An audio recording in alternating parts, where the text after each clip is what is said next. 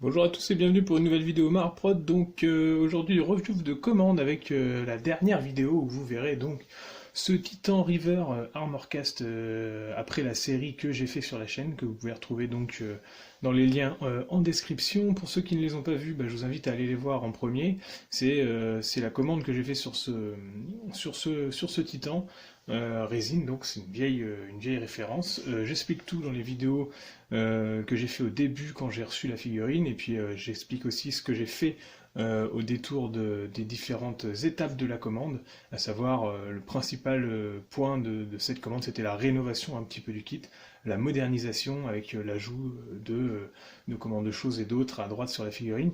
Je vous invite à revisionner ces vidéos si vous ne les avez pas déjà vues, parce que ici c'était juste pour vous montrer un peu en gros le final, parce que vous ne l'avez pas vu avec sa bannière installée et avec les derniers marquages. Donc c'est une peinture qui est propre, parce que normalement mon service de sculpture, c'est un service de sculpture comme ça le laisse l'entendre, et ce n'est pas un service de peinture. Donc normalement la peinture n'est jamais comprise dans les commandes, c'est quelque chose que je ne fais pas. Mais là, bon, c'était une volonté particulière du client de me faire travailler sur la peinture, et il voulait que je la fasse de A à Z, il voulait pas que je passe par un sous-traitant comme je le fais d'habitude quand il faut peindre la figurine derrière. Moi, mon service ne concerne que la sculpture et la conversion, donc c'est une commande un peu particulière. Et puis aussi, il faut savoir que ça m'intéressait de travailler ce titan, c'est pas, à mon avis, quelque chose que je vais refaire couramment, parce que c'est des kits qui sont hyper rares, donc j'avoue qu'avoir peint une fois dans ma vie un petit Titan River Armorcast, ça me plaisait aussi de faire ça avec ce projet. Donc là, il est terminé, monté sur son socle, bien fiché, tigé. Il y a juste le clocheton, l'espèce d'armure dorsale qu'on peut retirer pour si jamais on veut gagner un petit peu de hauteur pour le transport, et puis histoire de voir l'intérieur. Donc ça aussi, je l'avais modifié avec l'arrière, donc il serait en boîte. Hop, sur les tétons d'origine directement comme ça.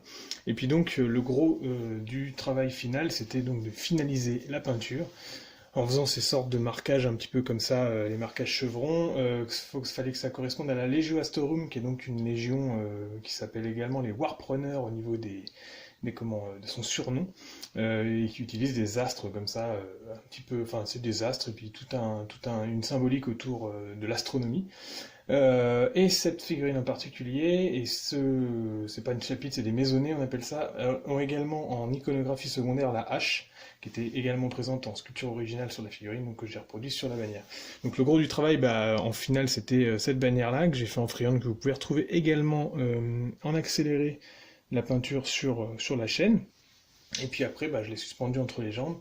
Faire un petit rotatif, c'est assez dur de faire bouger cette figurine, puis surtout de la filmer avec la bonne lumière, elle est beaucoup moins sombre que ça normalement, elle est beaucoup plus lumineuse, et donc hop, voilà, et on a l'arrière de la bannière, qui est également, à la caméra je sais pas trop si vous la voyez, mais on peut mettre un tout petit peu de lumière comme ça, voilà.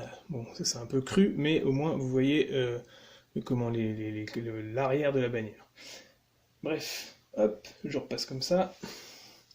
Et puis, sinon après c'est un petit peu de détails au niveau des chevrons, des bandeaux jaune et noir caractéristiques sur les câblages, un petit peu de SL pour les boucliers, et puis le travail de texture de socle pour reproduire un petit peu la pierre, quelques crânes à droite à gauche, des touffes d'herbe.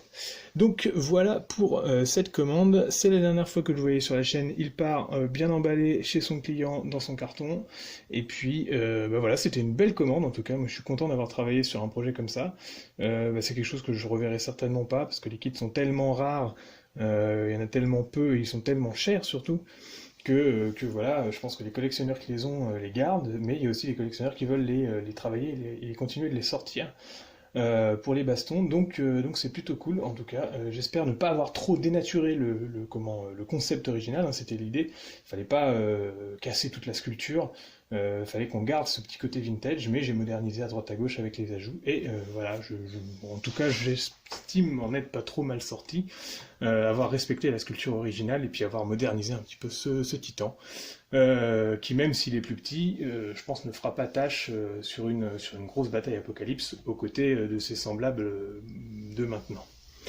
Donc voilà, c'était la petite review de commande. À bientôt à tous sur la chaîne pour d'autres projets, d'autres séries autour autour de ce que je fais.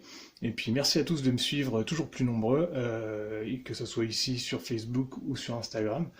À bientôt à tous.